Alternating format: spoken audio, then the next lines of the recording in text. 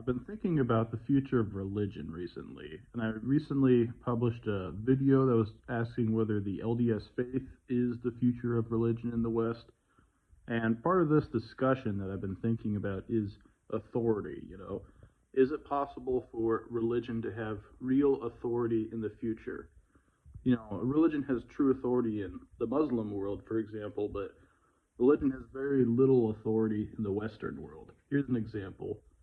In the 19th century, if someone went around saying that it's totally okay to have a homosexual relationship, for two men to get married, for them to adopt children or have children through surrogacy, everyone would have been completely against that, and they wouldn't have had to, have this complex philosophical debate. They would have been able to just say, no, the Bible is clear. Marriage is between a man and a woman. Children are for married men and women, and that's just how it was because the Bible had authority. It was unquestioned. But now, no one really trusts the Bible. Only true Christian fundamentalists are convinced by an argument that only appeals to the Bible.